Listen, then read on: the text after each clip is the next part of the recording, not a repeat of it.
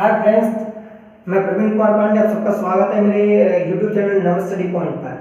आज मैं आपको बहुत ही इंपॉर्टेंट टॉपिक बताने वाला हूँ, जो है आपका टेंस। टेंस मीन्स होता है टाइम या समय। क्योंकि मोस्टली क्या होता है, जब हम टेंसेस के बारे में नहीं जानते हैं तो हम सबसे ज़्यादा अनकंफर्टेबल फील करते हैं ग्रामर में। आज मैं आपको इतनी इजी तरीके से आपको पूरे टेंसेस बताऊंगा कि आप कभी भी नहीं भूलोगे, और मैं चाहूँगा कि आप सभी सीखने के बाद इसको शेयर करें। आज समझाता हूँ मैं, आइए स्टार्ट करते हैं आपसे। सबसे पहले क्या होता है, there are three types of tenses. हम जानते हैं कि थ्री टाइप्स के टेंस होते हैं। फर्स्ट होता है प्रेजेंट, पास्ट और फ्यूचर। ये तीन तरह के टेंस होते हैं। अब प्रेजेंट जो होता है, आप जानते हैं कि प्रेजेंट का मतलब होता है अभी जो चल रही है चीजें, जो यानी प्रेजेंट में होती है वो चीज प्रेजेंट के अकॉर्डिंग आती है, और उसकी जो रिकॉग्नाइजेशन होती है वो होती है आ जाए उसमें, है आए, हो आए या हो आए। ये प्रेजेंट में आती हैं चारों चीजें। सेकंड, पास्ट में अगर था, थी, थे, अगर पास्ट में ये तीनों चीजें आती हैं। अगर था आ जाए, थी आ जाए या थे आए, तो हम आइडेंटिफाई कर सकते हैं कि जो टेंस है वो पास्ट है। कोई भी सेंटेंसेस होगा तो पता कर लेंगे किस टेंस का है। फ्यूचर में अगर गा गी आ जाए तो हम सेंटेंसेस को देख के आइडेंटिफाई कर लेंगे कि जो सेंटेंस है वो फ्यूचर का है। नेक्स्ट, अब इन तीन सेंटेंसेस के फोर पार्ट्स होते हैं। जैसे कि फॉर एग्जांपल प्रेजेंट का लेके चलेंगे तो सबसे पहले आएगा आपका प्रेजेंट इंडेफिनिट। उसकी रिकॉग्नाइजेशन क्या होती है, अगर ता आ जाए, ती आ जाए, ते आ जाए, तो आ जाए। है तो पहले से ही लगा हुआ है, इसलिए मैं लिखा नहीं है क्योंकि स्पेस ज्यादा हुआ है। पहले से लिखा तो ता है, ती है, ते हूं, तो है, यानी कुछ भी ता ती ते में से के साथ प्लस में है आ जाए तो वो प्रेजेंट इंडेफिनिट की रिकॉग्नाइजेशन होती है। प्लस उसमें डू और डज जो होती है वो एच भी होती है, यानी ये होती है हमारी हेल्पिंग वर्ब। यानी डज जो यूज किया जाता है वो सिंगुलर सब्जेक्ट के थर्ड पर्सन के लिए डज का यूज किया जाता है। बाकी प्लूरल सब्जेक्ट के साथ हम डू का यूज करते हैं। जैसे फॉर एग्जांपल जैसे मैंने एक एग्जांपल लिखा, मैं पढ़ता हूं, तो इसका क्या हो जाएगा, सिंपल सी चीज है कि आई रीड। क्योंकि वर्ब की फर्स्ट फॉर्म का, यानी वर्ब की फर्स्ट फॉर्म का हमेशा आई यूज किया जाता है। प्लस एक चीज और होती है, सिंगुलर जो सब्जेक्ट होते हैं उनके साथ प्रेजेंट इंडेफिनिट में ईएस या एस का यूज किया जाता है। अगर सब्जेक्ट सिंगुलर है तो वर्ब की फर्स्ट फॉर्म में ऐसे ही एस का यूज किया जाएगा, और अगर सब्जेक्ट प्लूरल है तो वर्ब की फर्स्ट फॉर्म के साथ ऐसे ही एस का यूज नहीं किया जाएगा।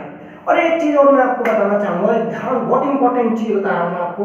अगर सब्जेक्ट सिंगुलर है तो वर्ब भी सिंगुलर ही आएगी, और सब्जेक्ट अगर प्लूरल है तो वर्ब भी प्लूरल आएगी। जैसे मैंने एक एग्जांपल लिखा, अगर डू और डज को कैसे यूज करेंगे, एक इंट्रोगेटिव सेंटेंसेस ले लिया।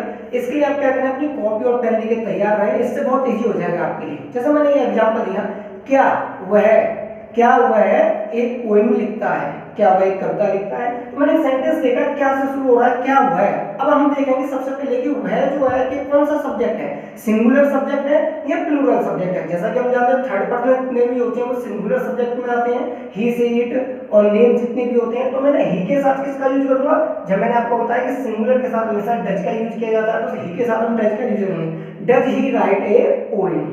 और इसी जगह पर अगर प्लूरल होता तो हम कैसे करते, क्या तुम एक कविता लिखते हो, तो यहाँ पे क्या आ जाता, डू आ जाता, do you right a poem. Next चलते हैं पास्ट इंडेफिनिट में। अगर सेंटेंस के लास्ट में या आ जाए, ई आ जाए, बड़ी ई आ जाए, ओ आ जाए, ये नॉन एक्शन वर्ब भी इसमें यूज की जाती हैं, और तो हम उसके साथ वर्ब की फर्स्ट फॉर्म में डिड प्लस बी2। और अब मैं आप सोच रहे होंगे मैंने बी1 क्यों लिखा है। एक चीज हमेशा ध्यान रखना, अगर पास्ट इंडेफिनिट कभी भी आए, अगर कुछ अफर्मेटिव है तो वर्ब की सेकंड फॉर्म का यूज किया जाएगा हमेशा, और अगर वो नेगेटिव या इंट्रोगेटिव है तो हमेशा वर्ब की फर्स्ट फॉर्म का यूज किया जाएगा। अब जैसे कैसे आप कहेंगे कि या लिखा है, ई लिखा है, ई ओ लिखा है, कैसे आएगा ये। जैसे फॉर एग्जांपल मैंने एक सेंटेंस लिखा कि मैंने खाना खाया। अब आप देखिए लास्ट के वाले वर्ड को देखिए, मैंने खाना खाया, तो जो प्रोनाउंसिएशन होगी वो निकल के आएगी आ या। मैंने चाय पी तो ई निकल के आएगी, वह सोया तो या निकल के आया, तुम आओ तो ओ सब निकल के आ रहा है। तो ऐसी जगह पर हम क्या करते हैं कि वर्ब की सेकंड फॉर्म का हमेशा यूज करते हैं, और जब इंट्रोगेटिव होता है तो हम डिड का यूज करते हैं, और डिड के साथ हमेशा वर्ब की फर्स्ट फॉर्म का यूज करते हैं। जैसे फॉर एग्जांपल एक सेंटेंस देखते हैं, वह आया, तो वह आया तो या आ शब्द निकल के आया या शब्द आया लास्ट में, तो ही केम, तो ही के साथ मैंने वर्ब की कौन सी फॉर्म का यूज किया है, सेकंड फॉर्म का, क्योंकि अफर्मेटिव सेंटेंसेस है। तुमने खाना खाया, यू एट द फूड, उसने मैंगो खाया, तो ही एट द मैंगो। तो मैंने वर्ब की सेकंड फॉर्म का यूज किया सिंगुलर के साथ। अगर मान के चलो सेंटेंसेस अगर इंट्रोगेटिव या नेगेटिव में होता है तो हम डिड के साथ वर्ब की फर्स्ट फॉर्म का यूज करते हैं। जैसे फॉर एग्जांपल, मैंने आम नहीं खाया, मैंने आम नहीं खाया, तो I did not eat the mango. तो मैंने डिड नॉट के साथ किसका यूज किया, ईट का मैं यूज किया, तो वर्ब की फर्स्ट फॉर्म आई ईट। तो आपको आसानी से समझ में आएगा पास्ट इंडेफिनिट। नेक्स्ट चलते हैं हम फ्यूचर में। फ्यूचर में जो होता है गागीगे, इसकी रिकॉग्नाइजेशन होती है, लास्ट में गागीगे आएगा और उसके साथ हमेशा विल का यूज किया जाता है। अब आप कह रहे होंगे कि सेल का क्यों लिखा है सर ने? देखिए सेल का जो यूज होता है मोस्टली हम आजकल मॉडल्स में करने लगे हैं। सिर्फ मॉडल ऑक्सिलरीज जो वर्ब होती हैं उसमें हम सेल के रूप में यूज करते हैं, और आजकल जो सेंटेंसेस होते हैं उनमें हमेशा विल का यूज करने लगे हैं।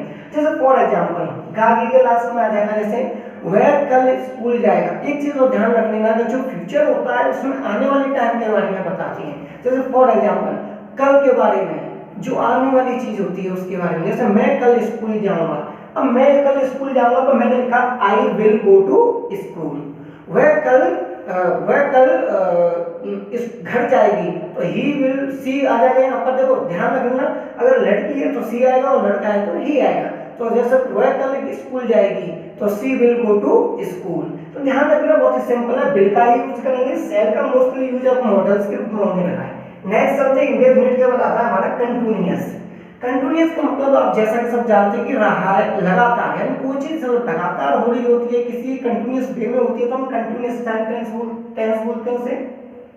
इसकी प्रेजेंट इंडेफिनिट की प्रेजेंट कंटीन्यूअस की क्या रिकॉग्नाइजेशन रहेगी, रहा, रही, रहे, और है मैंने ऊपर लिख रखा है, तो रहा है, रही है, रहे हैं। जहां कभी सेंटेंसेस में आ जाए तुरंत से आइडेंटिफाई कर लो कि ये प्रेजेंट कंटीन्यूअस है। और इसमें क्या होता है, इज आर एम का यूज किया जाता है वर्ब की फर्स्ट फॉर्म में आईएनजी। अब बहुत से आपने देखा होगा, वीडियोस देखेंगे, आईएनजी फॉर्म जब लगती है तो उसे बहुत से वर्ब की फोर्थ फॉर्म बोलते हैं कि फोर्थ फॉर्म लग रही है। तो हम उसे फोर्थ फॉर्म ना करके हम क्या करेंगे कि वर्ब के साथ आईएनजी फॉर्म का यूज करेंगे। जैसे for example is are am, जब कभी भी सेंटेंस सिंगुलर होता है यानी सब्जेक्ट जब सिंगुलर होता है तो हम इज का यूज करेंगे। किसके साथ, सिंगुलर सब्जेक्ट के साथ इज का यूज करेंगे। सब्जेक्ट अगर प्लूरल है तो आर का यूज करेंगे, और सब्जेक्ट अगर आई आए कभी भी यानी मैं आ जाए तो मैं के साथ हम इसके यूज करेंगे, एम का यूज करेंगे। जैसे फॉर एग्जांपल वह एक पत्र लिख रहा है तो he is writing a letter. समझ में आ गया होगा। नेक्स्ट देखते हैं आर के बारे में समझते हैं। जब प्लूरल सब्जेक्ट हो, ही तो सिंगुलर सब्जेक्ट था, अगर सब्जेक्ट प्लूरल हो, जैसे मैंने लिखा तुम चाय पी रहे हो तो you are taking tea. Next आया अगर मैं आ जाए जैसे आई, तो आई के साथ हम किसका यूज करेंगे, एम का यूज करेंगे। जैसे मैं चौक से लिख रहा हूं, आई एम राइटिंग विद चौक, तो मैंने आपने देखा होगा कि आई के साथ किसका यूज किया, एम का यूज किया। नेक्स्ट चलती है पास्ट कंटीन्यूअस, रहा, रही, रहे। अब आप कहेंगे इसमें था तो पहले से जुड़ा हुआ है तो इसका क्या हो जाएगा, रहा था, रही थी और रहे थे, यानी ये बन जाएगा पास्ट कंटीन्यूअस। और पास्ट कंटीन्यूअस के साथ हमेशा सिंगुलर सब्जेक्ट के साथ वॉज का यूज करेंगे और प्लूरल सब्जेक्ट के साथ वर का यूज करेंगे, और वर की फर्स्ट फॉर्म में आईएनजी लगेगी। जितने भी कंटीन्यूअस है आप ध्यान रख लेना, जितने भी कंटीन्यूअस सेंटेंसेस होते हैं उनमें हम आईएनजी फॉर्म लगाते हैं वर्ब के साथ, बी प्लस आईएनजी। तो हमने यहाँ पे लिखा वॉज प्लस वर, यानी अगर सब्जेक्ट सिंगुलर है तो वॉज आएगा और सब्जेक्ट अगर प्लूरल है तो वर आएगा। अब एक चीज ध्यान रख लेना बस इसमें कि आई के साथ हमने यहाँ पे एम का यूज किया था, ऐसे ही यहाँ पर आई के साथ वॉज का यूज करेंगे और उसके साथ वर का यूज नहीं करेंगे, क्योंकि यहाँ पे सिर्फ आई को सिंगुलर सब्जेक्ट के साथ जोड़ के रखा जाता है। जैसे फॉर एग्जांपल मैंने एक सेंटेंस लिखा कि वह खेल रहा था तो ही वॉज प्लेइंग, और अगर यहाँ आ जाता मैं खेल रहा था तो भी हम आई के साथ किसका यूज करते हैं, वॉज का यूज करते हैं, आई वॉज प्लेइंग। लेकिन अगर यहाँ पे ये आ जाता तुम खेल रहे थे तो यहाँ पर हो जाता यू वर प्लेइंग। ठीक है ना। नेक्स्ट समझते हैं, रहा, रही, रहे, होगा। देखिएगा ये कंटीन्यूअस किसका है, फ्यूचर का। फ्यूचर कंटीन्यूअस की क्या रिकॉग्नाइजेशन होती है कि रहा, रही, रहे प्लस होगा आ जाएगा साथ में, तो हम कैसे बोलेंगे, रहा होगा, रही होगी या रहे होंगे। इसमें क्या होता है, विल आएगा प्लस उसके साथ बी फॉर्म आएगी प्लस आईएनजी आएगी। यानी कंटिन्यूअस में हमेशा ध्यान रखना, अगर फ्यूचर कंटिन्यूअस आ रहा होगा तो उसके साथ विल के साथ हमेशा वी का यूज करेंगे। जैसे मान के चलो वह कल सो रही होगी, तो she will be sleeping tomorrow. समझ में आया? वह कल एक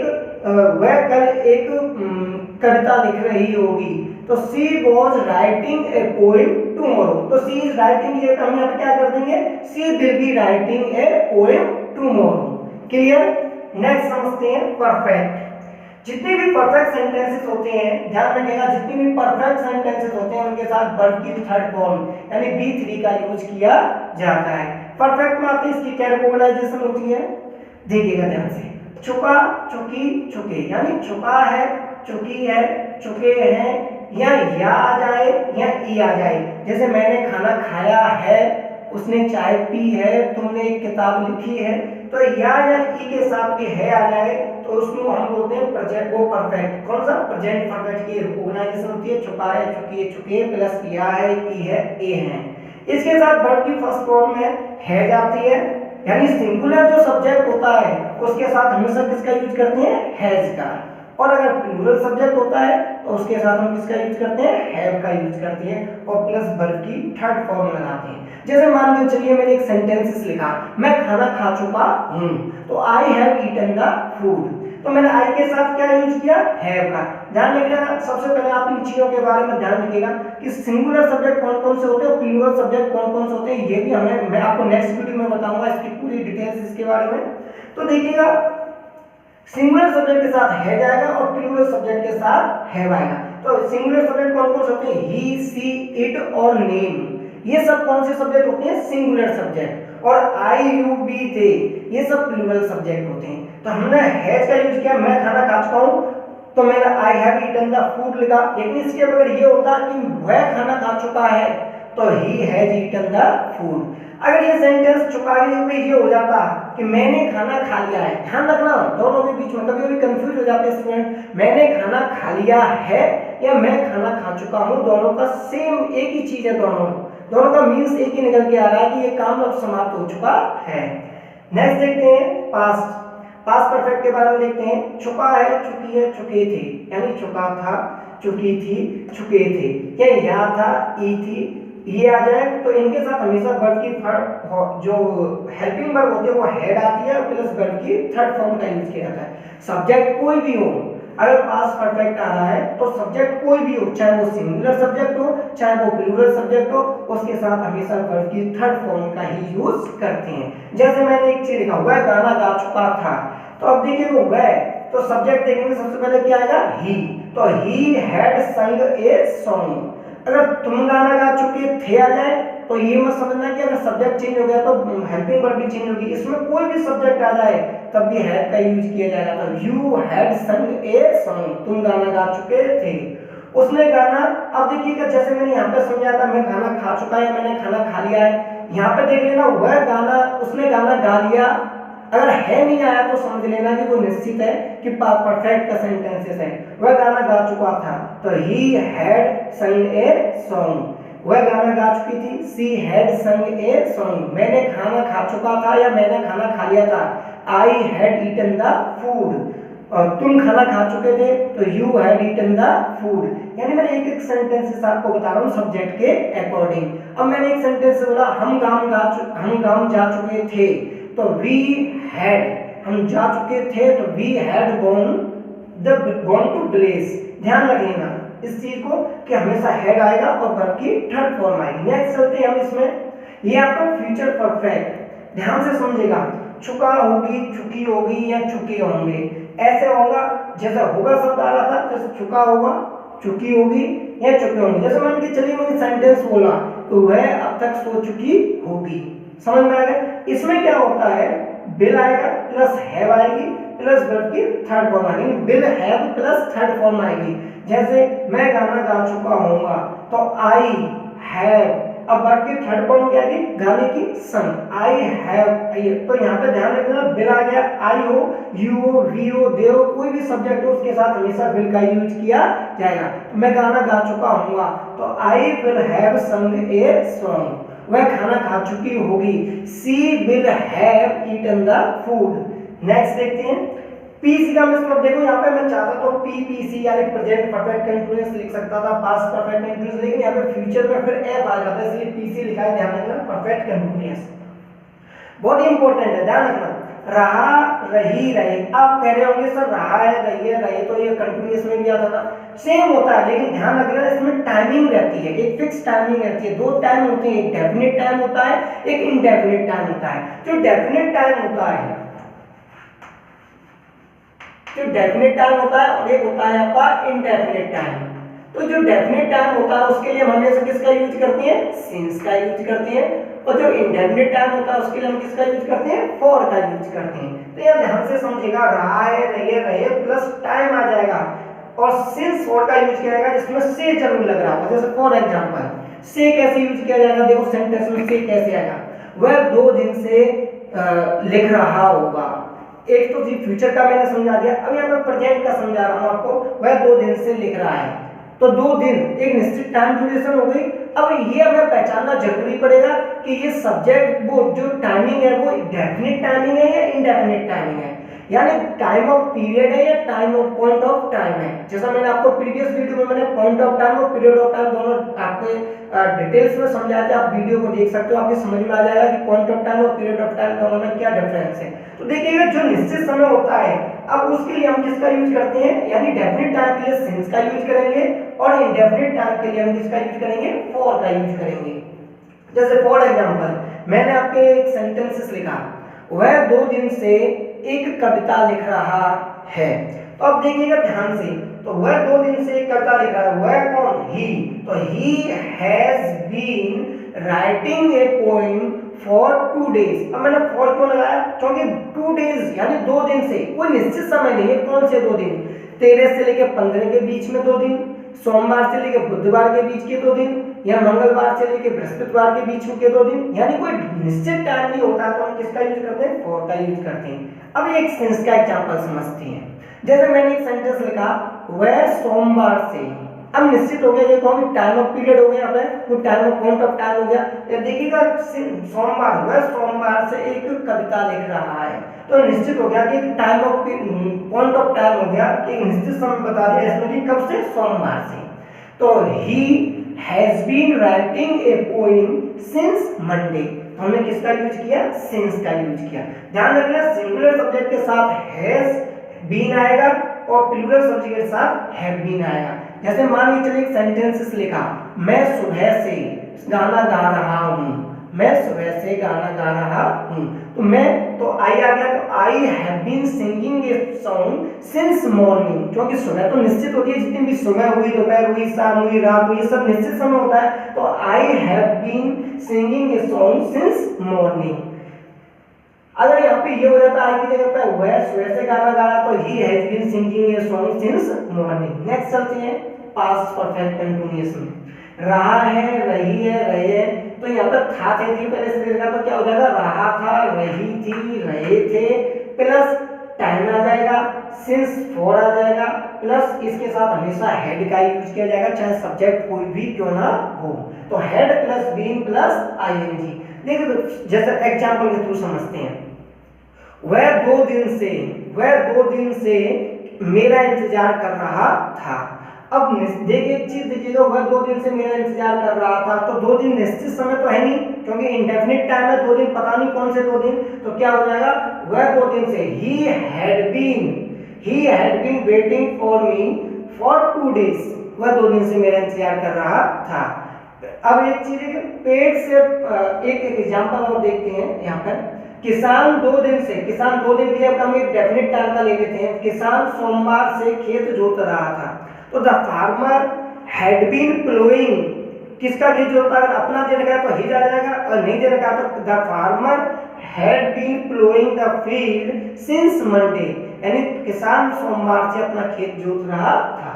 नेक्स्ट चलते हैं आपका, इसमें चलते हैं फिर आपका फ्यूचर परफेक्ट कंटीन्यूअस में, रहा होगा, रही होगी, रहे होंगे, plus will have been, verb की फर्स्ट फॉर्म में आईएनजी लग जाएगी, सिंस और फॉर जो मैंने आपको बता दिया हूं, जितनी भी परफेक्ट कंटीन्यूअस होंगे उन सब में टाइमिंग होगी, तो सबके साथ सिंस या फॉर का यूज किया जाएगा। सेम फ्यूचर के लिए भी रहेगा, तो रहा होगा, रही होगी, रहे होंगे, प्लस विल हैव बीन आ जाएगा, आईएनजी फॉर्म में जाएगी, सिंस फॉर आएगा। जैसे थोड़ा एग्जांपल एक सेंटेंसेस मैंने लिखा, मैं, या फिर मैं 2 दिन से, मैंने 2 दिन इसलिए लेता हूं कि दोनों आपको डेफिनेट और इंडेफिनेट के बारे में समझाना चाहता हूं। मैं 2 दिन से एक पेज लिख रहा हूँगा। अब मैं 2 दिन से एक पेज लिख रहा हूँगा तो निश्चित है रहा होगा, रहा होंगी, पहचान होगी, इसकी डिस्क्राइब हो गया कुछ ऐसे कि इसकी डेफिनेशन समझ में आ गई होगी। मैं 2 दिन से एक पेज लिख रहा हूँगा तो आई के साथ क्या आ जाएगा यहाँ पे, I will have been writing a page. अब कितने दिन से, 2 दिन से, तो फॉर 2 डेज। एक एग्जांपल और समझाता हूं मैं यहाँ पे, तो वह 2 दिन से एक गाना 2 दिन के वह सोमवार से गाना गा रही होगी, तो she will have been singing a song since Monday. निश्चित है आप सबकी समझ में बहुत आसानी से ये चीज आई होंगी, और मैं चाहता हूं कि आप इसे ज्यादा से ज्यादा शेयर करें, क्योंकि आपके अलावा भी जो कंफ्यूज रहते हैं या जिनको अनकंफर्टेबल फील होता है सेंटेंसेस समझने में, टेंस समझने में, बना नहीं पाते, तो वो इस वीडियो के थ्रू समझ जाएंगे।